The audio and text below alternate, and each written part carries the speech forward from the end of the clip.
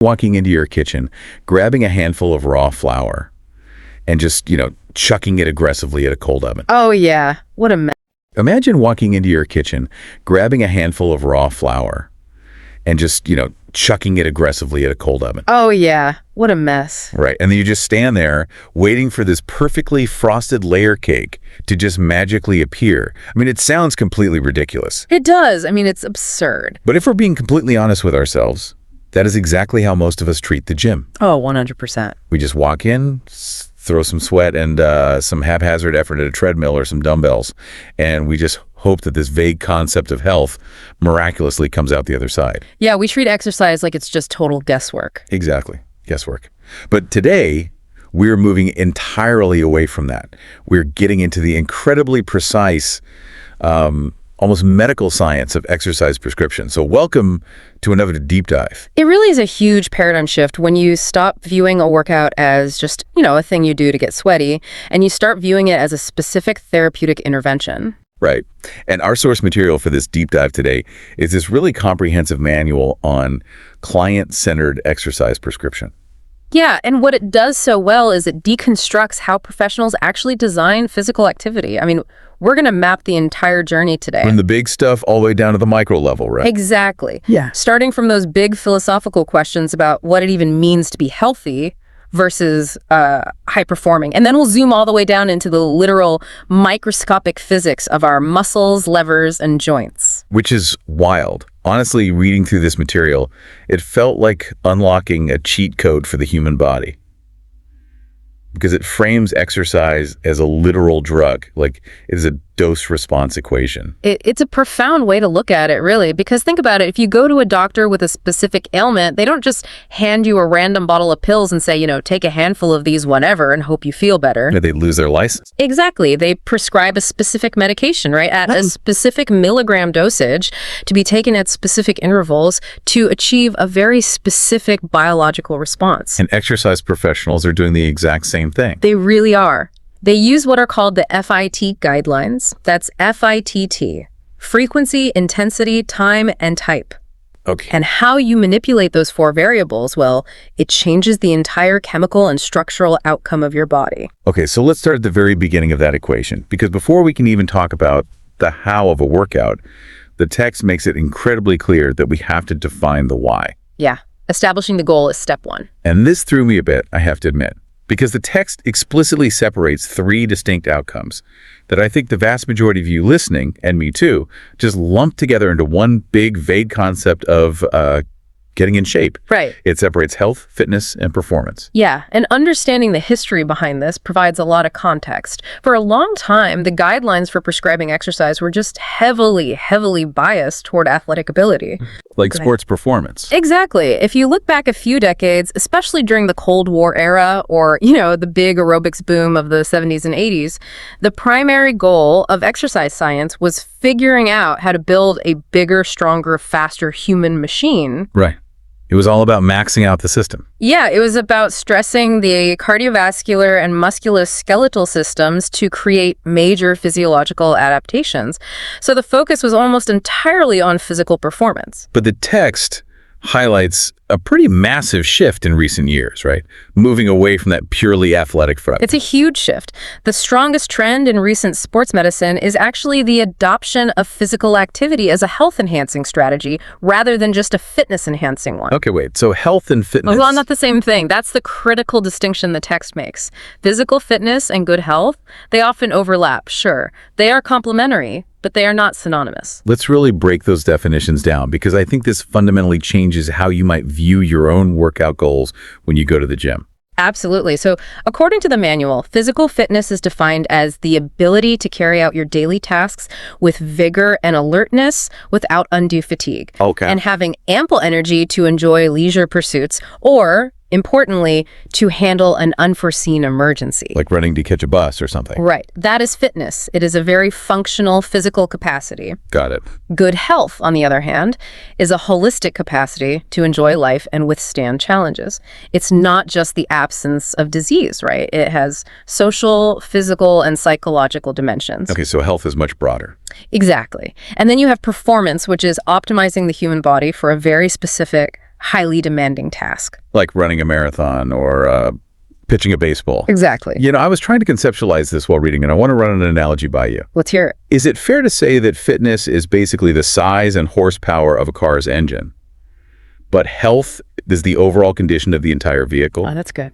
Like, you could build a massive V8 engine, which is high fitness, but if the transmission is slipping, the oil is totally contaminated, and the chassis is rusting out, the car as a whole is not in good health. That is a highly accurate way to look at it, actually. And it ties directly into a major framework the text discusses, which is Bouchard's physical activity, fitness, and health model. Okay, tell me about Bouchard's model.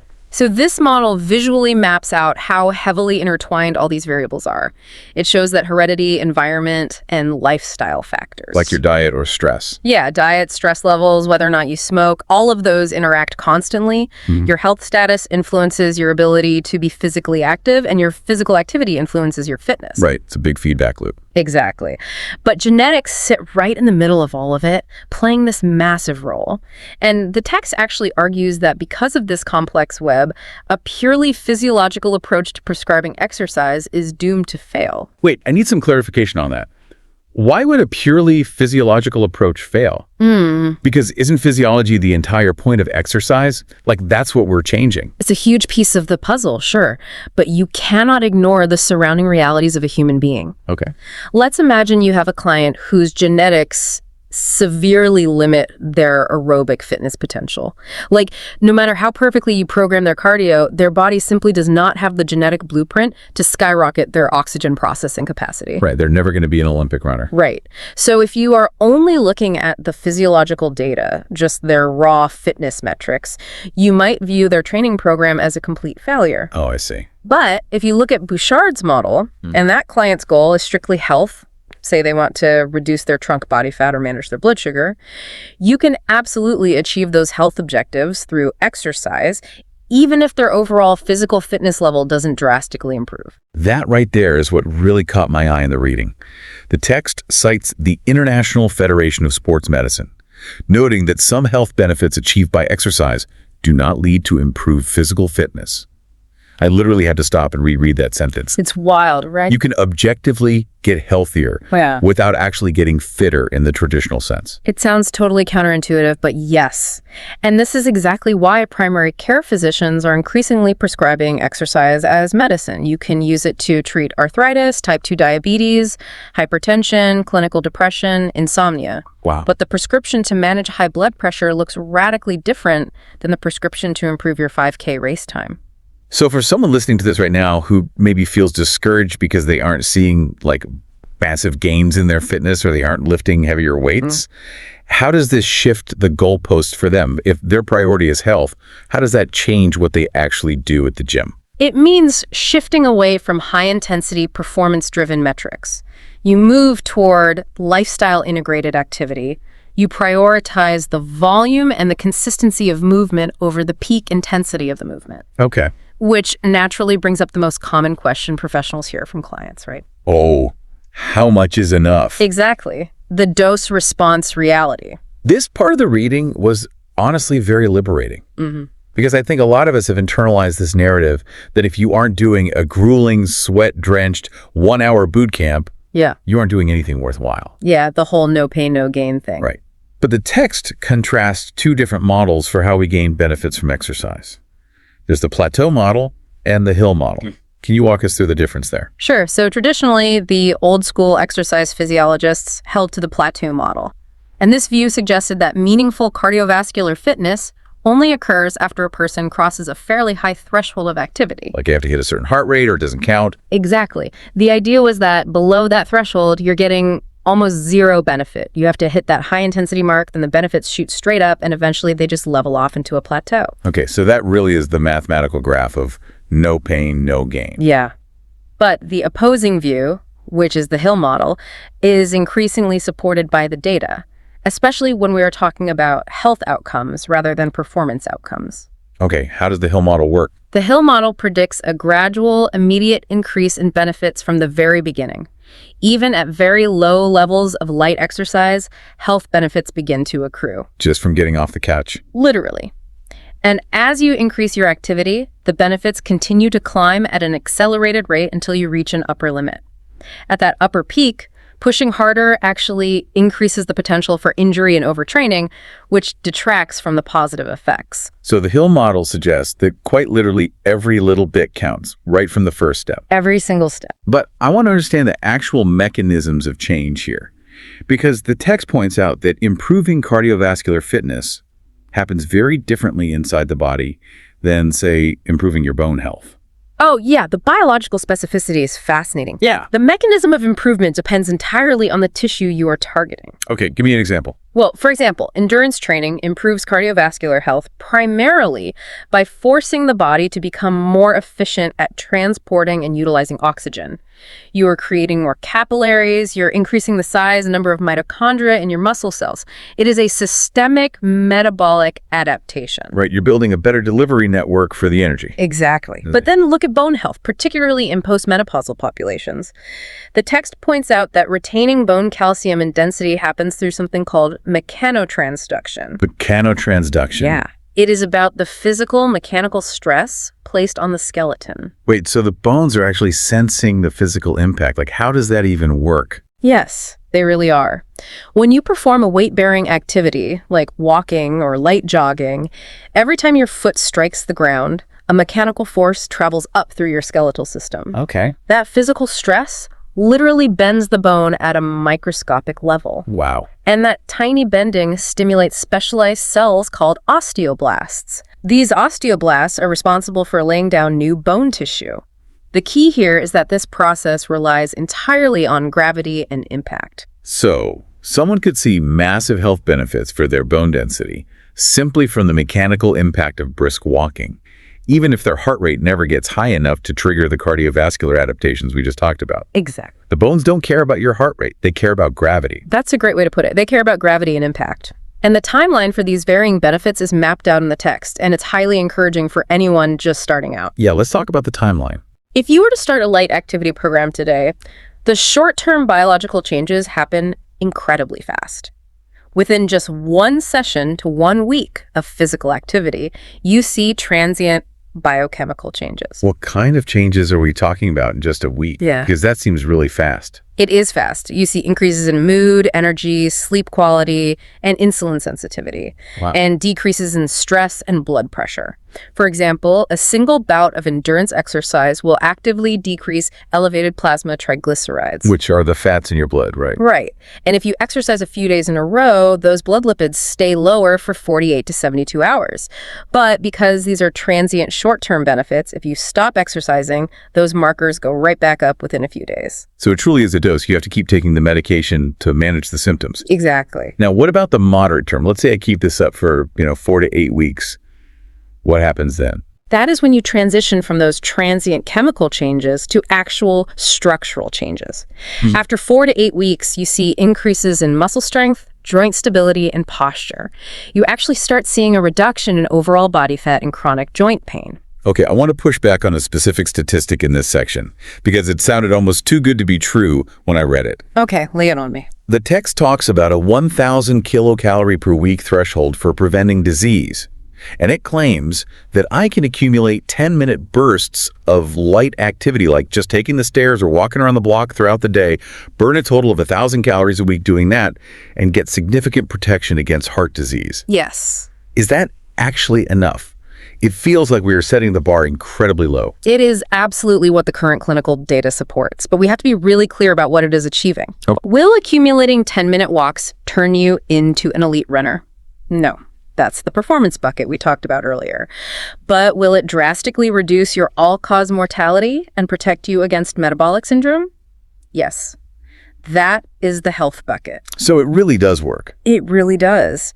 Several studies cited in the text show that multiple periods of moderate intensity exercise, just 10 minutes at a time spread throughout the day, are highly effective at clearing those blood lipids we mentioned, lowering resting blood pressure, and managing insulin resistance. Let's do the math on that for the listener. How much walking is 1,000 calories? Well, for the average person walking at a moderate pace, which is about 3 miles per hour, you burn roughly 100 calories per mile. So you need to cover about 10 miles over the course of a week. Okay. If you break that down, hitting the standard recommendation of 150 minutes of moderate activity a week easily clears that protective 1,000 calorie threshold. That completely dismantles the whole "I don't have time" excuse. I mean, if you can find 3 10-minute windows in your day to just walk briskly, you are actively medicating your body against chronic disease. It is highly, highly accessible. But just as we talk about the minimum effective dose, we also have to talk about the dangers of an overdose. Right. The dark side of the dose. Because human nature dictates that if 150 minutes is good, well, 500 minutes must make me invincible. Let's just keep pushing harder. Yeah, and that mentality leads straight into overtraining syndrome. The text frames this concept beautifully by explaining the principle of supercompensation. Supercompensation. Yes, this is a fundamental law of physiology that is incredibly misunderstood by the general public. You do not get stronger, faster, or fitter during your workout. Wait, say that again, because I think a lot of people feel like the sweat pouring off them in the gym is literally the weakness leaving their body in real time. It's actually the exact opposite. During the workout, your performance is actively dropping. Exercise is a controlled trauma. You are breaking the body down. You're depleting your cellular energy stores. You are creating microscopic tears in your muscle fibers, and you are heavily stressing your nervous system. So you're actually getting weaker. Yes. When you walk out of the gym, you are functionally weaker than when you walked in. The magic, the actual increase in fitness, happens exclusively during the recovery phase. Okay. When you rest, your body doesn't just repair the damage. It rebuilds the tissue slightly stronger than it was before to prepare for the next trauma. That rebound above your previous baseline, that is super compensation. I picture it like digging a foundation for a house. Oh, like that. Yeah, if you dig a careful hole, you can stop, pour the concrete, and build a structure that is taller and stronger than the dirt was. But if your mindset is just more is better, and you aggressively keep digging deeper and deeper without ever stopping to pour the concrete, eventually the sides just cave in on you. You're just stuck at the bottom of a massive hole. That is a very accurate visual for chronic overtraining. And the text identifies 2 distinct ways people dig that hole. The first is called monotonous program overtraining. Monotonous, like boring. Basically, this isn't necessarily caused by destroying your muscles with excessive weight. It's caused by the unrelenting, unvarying use of the exact same movement patterns and intensities day after day after day. The text described this as feeling the blahs. But what is physiologically causing that feeling? Because it's not just that you're bored with your workout, right? Right. It's actually central nervous system fatigue. Your central nervous system is responsible for sending the electrical signals that tell your muscles to contract. Okay. When you perform the exact same routine constantly, you deplete specific neurotransmitters, and your nervous system essentially becomes blunted to the stimulus. It stops firing efficiently. You feel sluggish, unmotivated, and your coordination drops, even if your muscles aren't necessarily structurally damaged. Wow. You need appropriate stimulation from different movement patterns to keep the neuromuscular pathways responsive. Okay, so that is monotonous overtraining. What is the second type? The second is much more severe. It's chronic overwork, overtraining. This happens when the physical trauma to the body is sustained for too long or repeated too frequently without adequate rest for the supercompensation to happen. So you just keep digging the hole. Exactly. This is where you see persistent, deep muscle soreness, a massive loss of performance, and very frequently upper respiratory infections. Wait, why would working out too much give you a cold? That seems so random. Because your immune system completely crashes. This cellular repair process requires massive amounts of energy and immune resources to clear away the damaged tissue and rebuild it. Right. If you are constantly creating new systemic inflammation and muscle damage, your immune system is entirely preoccupied with trying to fix your muscles. It literally has no resources left to fight off a basic cold virus. The microtrauma just outpaces the repair process. So Right. what's the actual timeline to avoid this? How long does it take to pour the concrete, so to speak? It depends on the depth of the hole, of course, but the text provides some general timelines. A 45-minute light aerobic session, like a brisk walk or an easy bike ride, might only require 24 hours of recovery. The trauma is pretty low. Okay, that makes sense. But an intense bout of heavy resistance training or a grueling cross-country run, that creates significant structural damage and glycogen depletion. That generally requires 48 to 72 hours for the cellular repair to fully complete. So if you do a heavy leg day, you really shouldn't do legs again the next day. Exactly. If you go back and hammer those same muscles 24 hours later, you are interrupting the supercompensation process. I thought the text brought up a really profound point here about holistic stress, too. It quoted an editor from Runner's World who gave advice on avoiding overtraining, and they didn't even mention running mileage. They just said, run less when you are starting a new job, run less when your kids head off to college. It is such a vital insight because it connects perfectly back to Bouchard's model of health that we talked about earlier.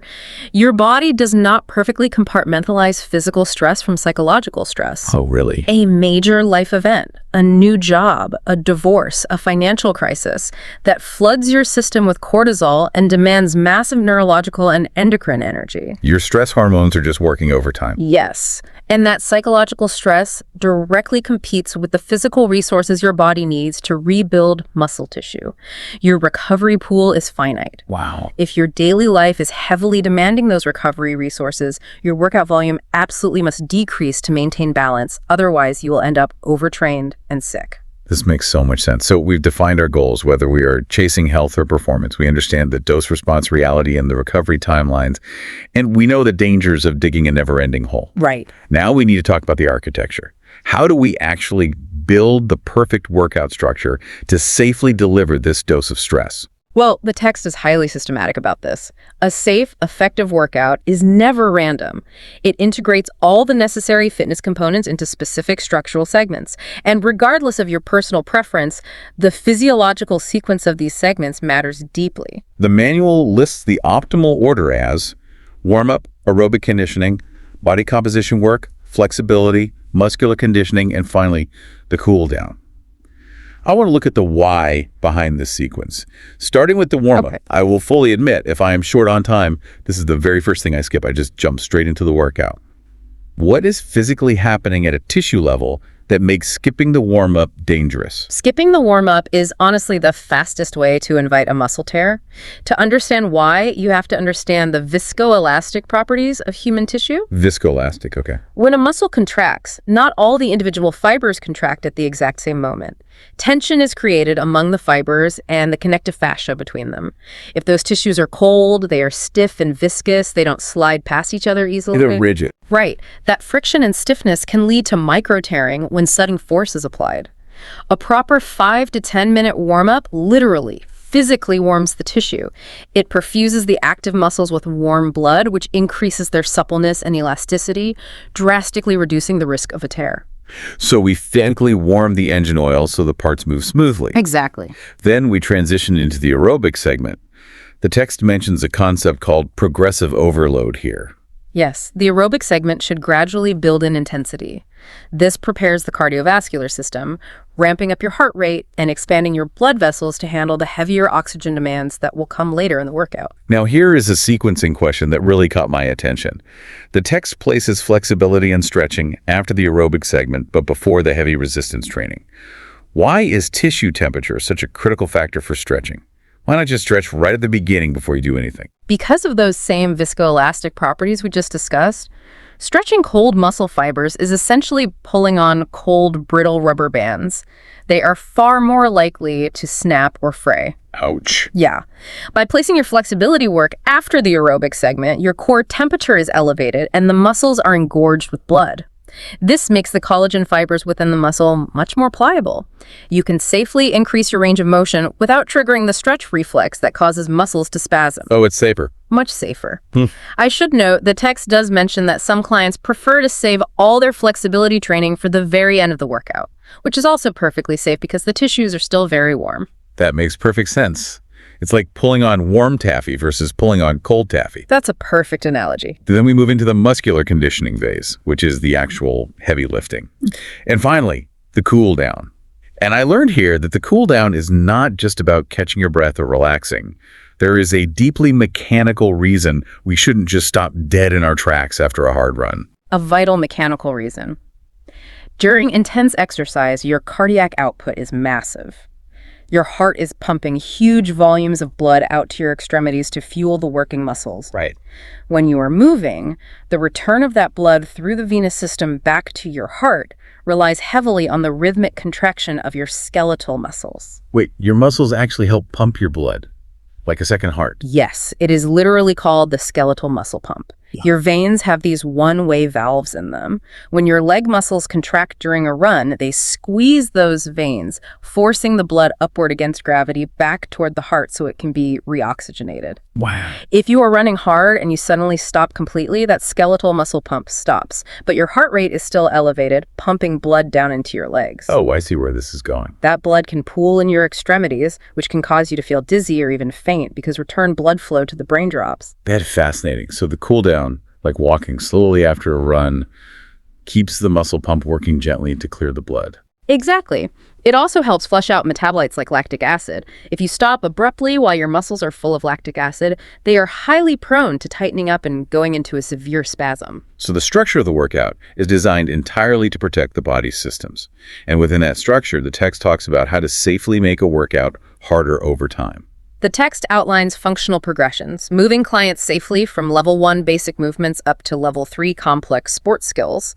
But the absolute golden rule for modifying any exercise program is the 10% rule. How does the 10% rule work in practice? As a strict guideline, you should increase your exercise program in any of the FITT components, frequency, intensity, or time by a rate of no more than 10% per wind. And the crucial caveat is that you should only increase one variable at a time. Just one. Just one.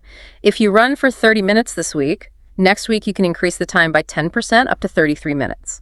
But you should not simultaneously try to run at a faster pace. Increasing the volume and the intensity at the same time is how you inadvertently fall off the overtraining cliff. Okay, we've built the macro architecture of the workout. Now I want to zoom all the way down into the micro execution of a single movement. How does the human body actually lift a physical weight? This brings us into the biomechanical engineering of the body, and I love this part because it fundamentally turns the human skeleton into a machine. It is a highly complex machine made of levers and pulleys. Biomechanical analysis helps us optimize how we lift to maximize the benefit and minimize the danger. To really grasp this, you have to look at the body's joints as fulcrums or pivot points, and the bones as rigid lever arms that move around those fulcrums. Okay, take me back to high school physics. How do levers work in the body? The vast majority of the lever systems in the human body are what we call third-class levers. Let's use a standard bicep curl as the visual. Okay, I'm picturing it. You have the fulcrum, which is your elbow joint. You have the force, which is the muscular contraction of your bicep muscle. The critical anatomical detail here is the force arm. This is the actual distance between the fulcrum and where the muscle attaches to the bone. Your bicep tendon inserts into your forearm bone just slightly below the elbow joint. Finally, you have the resistance, which is the physical weight of your forearm plus whatever dumbbell you are holding in your hand. So the elbow is the hinge, the bicep tendon is pulling on the bone just barely past the hinge, and the actual heavy weight is way out at the end of the lever in the hand. Correct. The physical distance from the joint, the fulcrum, all the way out to the weight is called the resistance arm, or the RA. And this is where it gets incredibly practical for anyone listening who works out at home or maybe travels and doesn't have access to heavier weights. The text explains how you can make an exercise drastically more difficult without ever adding a single pound of weight, simply by manipulating that resistance arm. Leverage dictates strength. Changing the physical distance between the joint and the resistance is the easiest way to adjust the difficulty of a movement.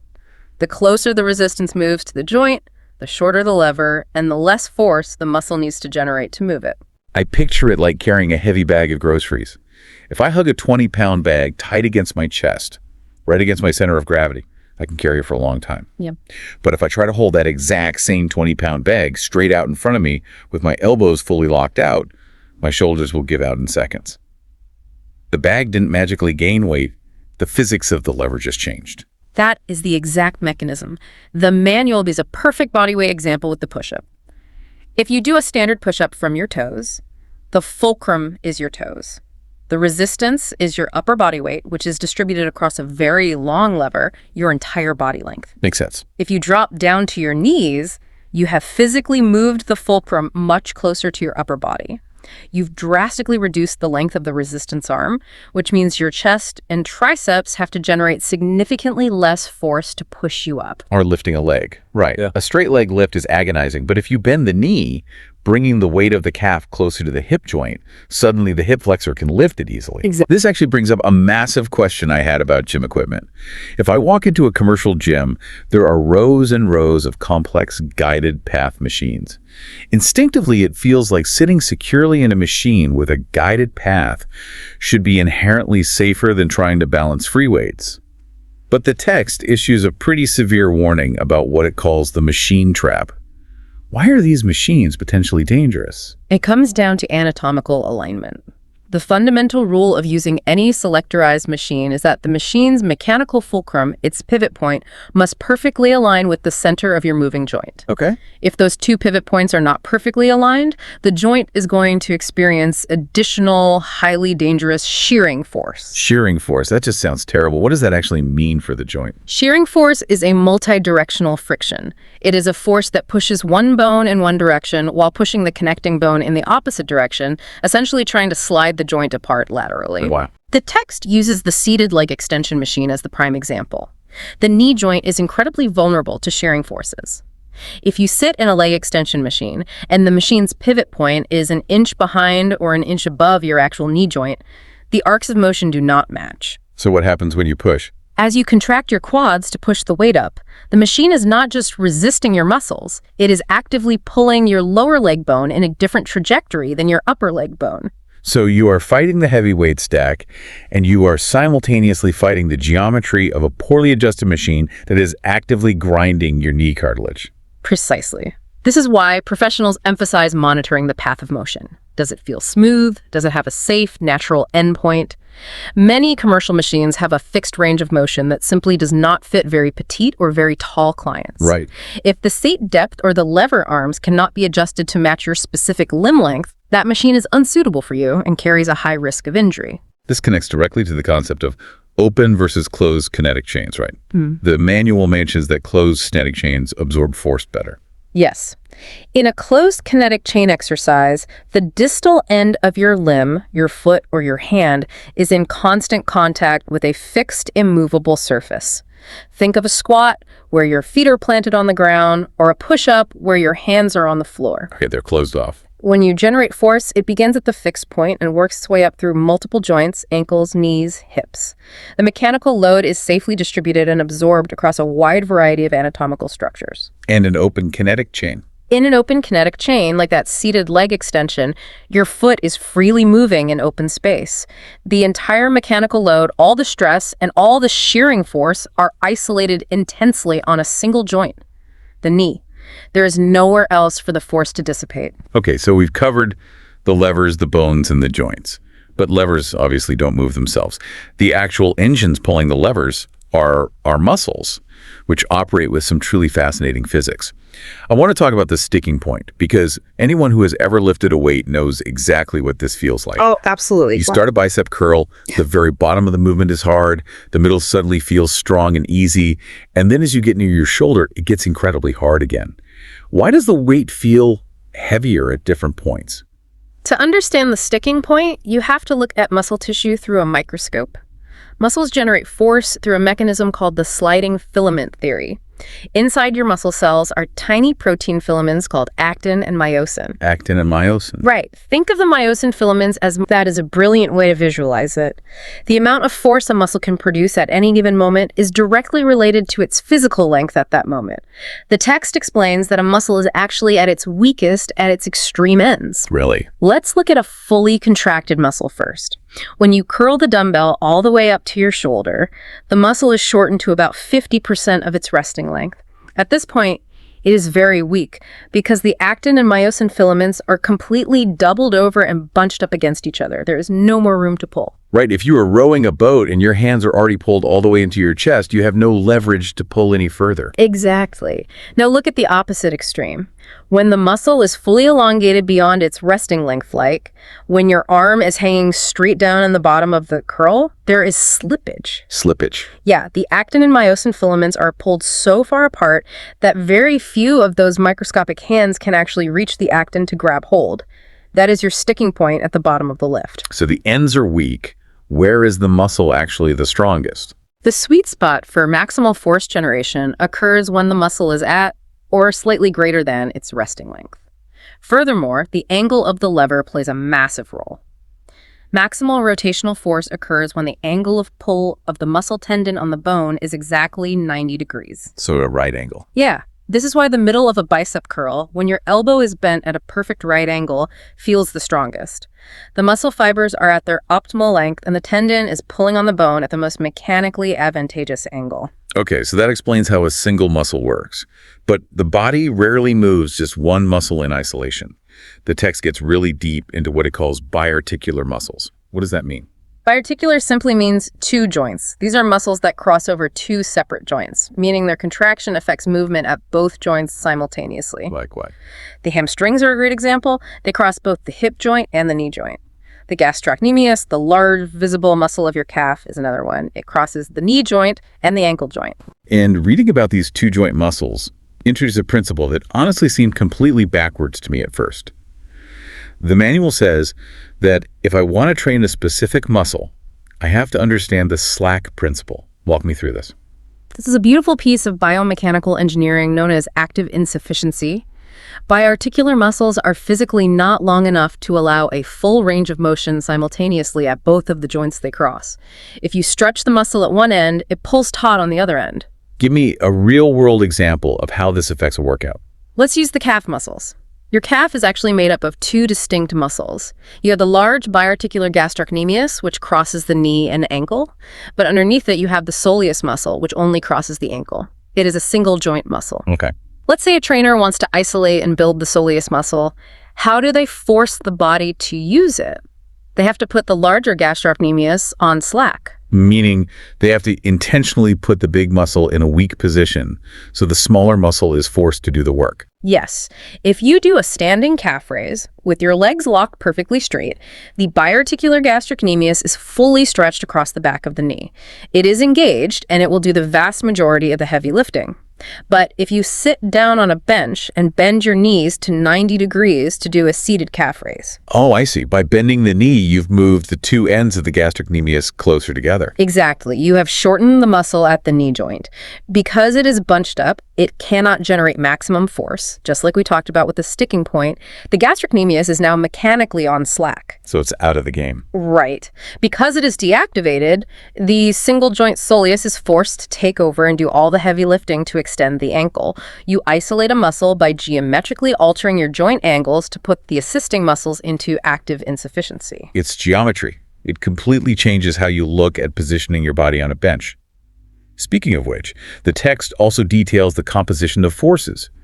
How changing the angle of a movement literally changes which specific muscle fibers are recruited. Think of the muscle fibers as individual strings attached to a bone. If multiple strings are pulling on a joint from slightly different angles, the joint will move in a direction that is a compromise between all those pulls. That is the resultant force. Like the difference between a flat bench press and an incline bench press. A perfect example. The pectoralis major, your chest muscle, has different segments. You have the sternal head, which makes up the lower and middle chest, and the clavicular head, which is the upper chest. Right. If you lie on a flat bench and press a weight upward, all the fibers work together in unison. But if you raise the bench to an incline, you have tilted the lever system. The direction of gravity and resistance changes relative to your torso. And what happens then? Now, the clavicular fibers, the upper chest, are mechanically aligned in a straight line against that specific angle of resistance. You have isolated the upper chest simply by tilting the resultant force. But the text also issues a major warning about this concept, specifically regarding shoulder exercises. Yes, the lateral arm raise. When people do a lateral raise with dumbbells to target the deltoid muscles, some trainers historically advise turning the thumbs down at the top of the movement, like we're pouring out 2 pitchers of water. The manual strongly warns against this. Why? It's just a tiny rotation of the wrist. Because that tiny rotation internally rotates the entire shoulder joint. When you do that, the biomechanical alignment shifts drastically. The deltoid loses its mechanical advantage, and the resultant force suddenly recruits the infraspinatus and teres minor. Which are what? They are small, delicate muscles of the rotator cuff. You have instantly changed a standard shoulder building exercise into a heavy, open-chain conditioning exercise for the rotator cuff. If the weight is too heavy, the shoulder bones can pinch the tendons, causing severe impingement or a tear. Okay, we have covered an immense amount of ground. We've talked about the philosophical shift from performance to health. We've defined the dose-response timelines. We've explored the cellular dangers of overtraining. We've built the progressive architecture of a session. And we've drilled down into the physics of levers, shearing forces, and microscopic cross bridges. That's a lot. It is a lot. So how does a professional trainer synthesize all of this data into a reality for a human being walking through the door?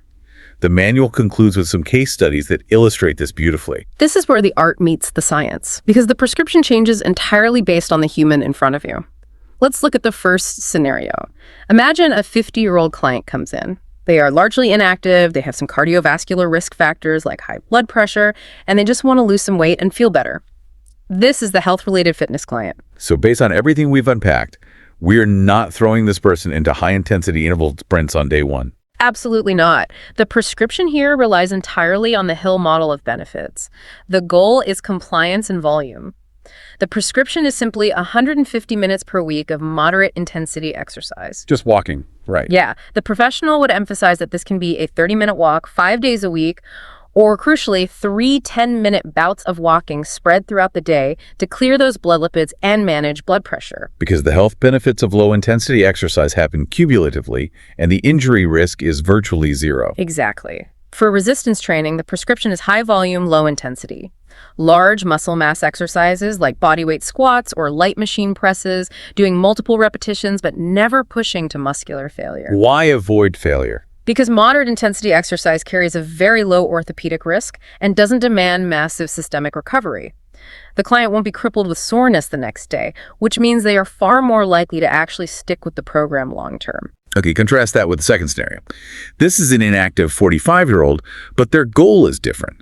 They want to specifically improve their cardiovascular condition, what the text calls their VO2 max, and stay in shape to avoid getting fatigued during weekend activities. VO2 max is a measure of the maximum amount of oxygen your body can utilize during intense exercise. It is the gold standard for aerobic fitness. Because this client wants to increase their physical capacity, they need a higher intensity dose to trigger physiological adaptations in the heart and lungs. Okay, so what's the prescription? After getting medical clearance, the text outlines a progressively overloaded program. The target here is 55% to 90% of their maximum heart rate. Over a 6-week progression phase, they work up to exercising at around 125 beats per minute, and they maintain that specific dosage for 16 weeks. And the text dropped an absolutely incredible statistic about this specific 16-week protocol. It did. The data shows that this specific aerobic prescription will increase their VO2 max by 20%. Now, consider that the average human loses about 0.5% of their aerobic capacity every year due to aging. Yeah, so this means that a properly dosed 16-week exercise prescription effectively reverses their cardiovascular decline by a full 10 years. A 16-week prescription buys back a decade of cardiovascular youth. That is astounding. All right, finally, let's look at the third scenario, the performance-related fitness client, the athlete. And the language in the manual shifts so dramatically here, it sounds like a different textbook. It is a completely different world of prescription. For the health client, we prescribe a brisk walk. For the athlete, the prescription requires a complex biomechanical and metabolic analysis of their specific sport. The example the manual breaks down is a baseball pitcher. How does an exercise physiologist approach designing a program for throwing a baseball? They dissect the physical skill into phases. First, you have the preparatory phase. This is all about preloading or pre-stretching the prime mover muscles. A pitcher uses extreme external rotation of the shoulder to stretch the pectoral and shoulder muscles backward.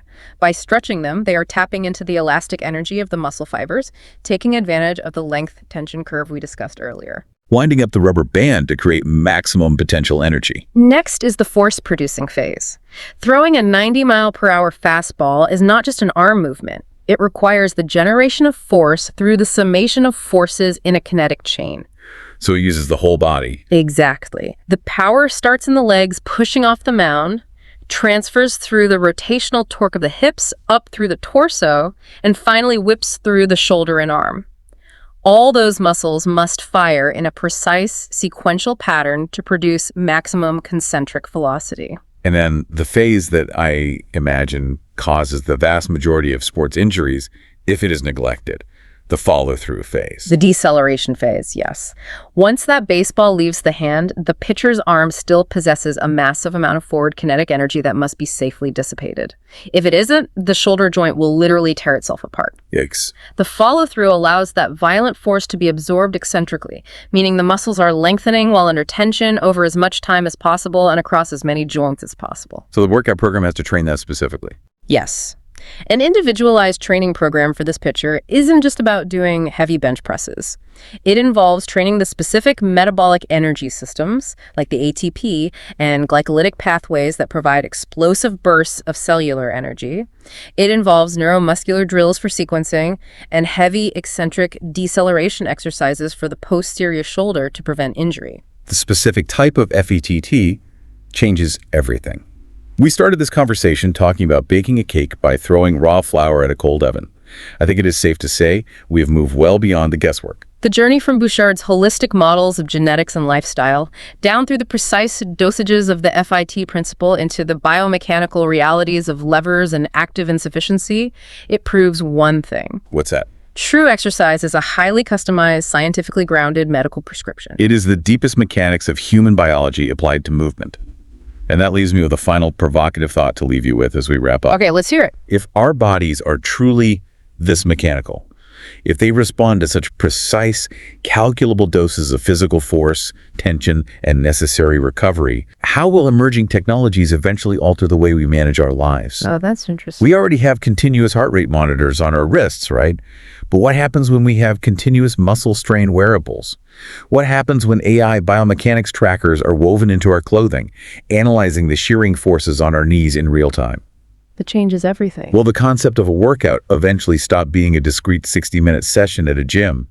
Will it instead become a perfectly calibrated 24-hour continuous prescription of exactly how we sit, how we stand, and how we walk through our daily routines to optimize every single lever and muscle fiber? It is definitely something to think about the next time you head out for a brisk 10-minute walk. Thanks for joining us on this deep dive.